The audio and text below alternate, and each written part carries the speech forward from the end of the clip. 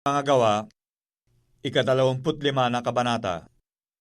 Nang makapasok na nga si Festo sa lalawigan, pagkaraan ng 3 araw ay umahon sa Jerusalem mula sa Cesarea, at ang mga pangulong saserdote at ang mga maginoo sa mga Hudyo ay nangagbigay alam sa kanya laban kay Pablo, at siya ay kanilang pinamanhikan, na humihingi ng lingap laban sa kanya, na siya ipahatid sa Jerusalem, na binabakayan upang siya ay mapatay sa daan. Gayon may sumagot si Festo na si Pablo ay tinatanuran sa Cesarea at siya ay paroroon sa lalong madaling panahon. Kaya nga, sinabi niya, ang may kapangyarihan sa inyo ay magsisamang lumusong sa akin, at kung may anumang pagkakasala ang taong ito, ay isakdal siya nila. At nang siya ay makatira na sa kanila na hihigit sa 8 o 10 araw, ay lumusong siya sa Cesarea, at nang kinabukas ay lumuklok siya sa hukuman at ipinagharap sa kanya si Pablo.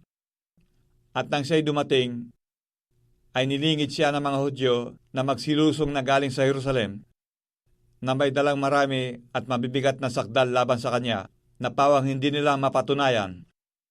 Samantalang sinasabi ni Pablo sa kanyang pagsasanggalang, laban man sa kautusan ng mga Hudyo, nilaban sa templo, nilaban kay Cesar, ay hindi ako nagkakasala ng anuman. Datapwa si Festo, sa pagkaibig na siya ay kalugdan ng mga Hudyo, ay sumagot kay Pablo at nagsabi, ibig mo bagang umahon sa Jerusalem at doon kahatulan sa mga bagay na ito sa harapan ko? Datapwat sinabi ni Pablo, nakatayo ako sa harapan ng hukuman ni Cesar, na doon ako dapat hatulan. Wala akong ginagawang anumang kasamaan sa mga Hudyo, gaya rin naman ang pagkatalastas mong mabuti. Kung ako nga isang makasalanan at nakagawa ng anumang bagay na marapat sa kamatayan, ay hindi ako tumatangging mamatay. Datapwat, kung walang katotohanan ang mga bagay na ipinagsasakdal ng mga ito laban sa akin, ay hindi ako maibibigay ninuman sa kanila. Maghahabol ako kay Cesar. Na magkagayon si Festo, nang makapagpanayam na sa Sanhedrin, ay sumagot, naghabol ka kay Cesar ka paparoon.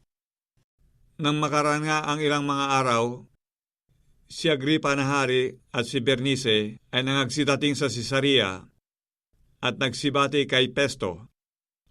At nang sila'y magsitira roong maraming araw, ay isinaysay ni Festo sa hari ang usapin ni Pablo, na sinasabi, may isang taong bilanggo na iniwan ni Felix. Tungkol sa kanya nang ako'y nasa Jerusalem, ang mga pangulong saserdote at ang mga matanda sa mga Hudyo ay nangagbigay alam sa akin na hininging ako'y humatol laban sa kanya.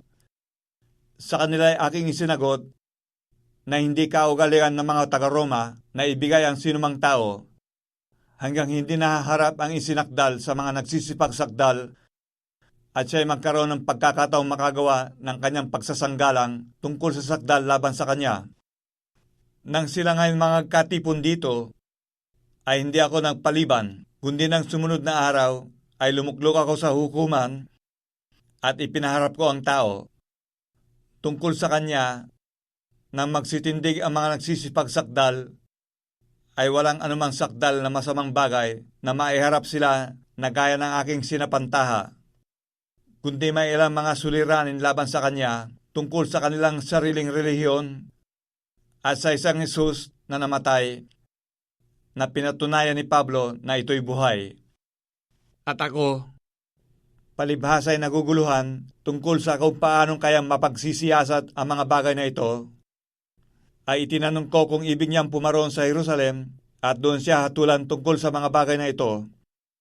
Datapwat, nang makapaghabol na si Pablo na siya ingatan upang hatulan ng emperador, ay pinag-utos kong ingatan siya hanggang sa siya ay maipadala ko kay Cesar. At sinabi ni Agripa kay Festo, ibig ko rin sanang mapakinggan ang tao. Bukas, sinasabi niya, siya ay mapapakinggan mo.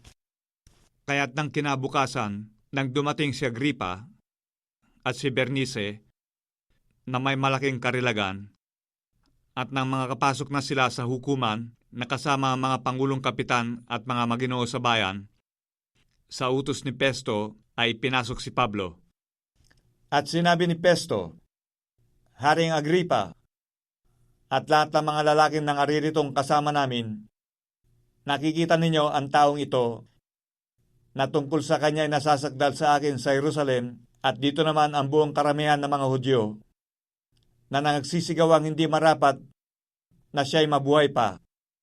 Datapwat, aking nasumpungang siya'y walang anumang ginawang marapat sa kamatayan at sapagat siya rin ay naghabol sa emperador ay pinasya kong siya'y ipadala. Tungkol sa kanya ay wala akong alam na tiyak na bagay na may susulat sa aking Panginoon. Kaya dinala ko siya sa harapan ninyo at lalong-lalo na sa harapan mo, Haring Agripa, upang pagkatapos ng pagsisiyasat ay magkaroon ng sukat na may sulat, sapagat inaakala kong di katwiran na sa pagpapadala ng isang bilanggo ay hindi mapaghiwatik naman ng mga sakdal laban sa kanya.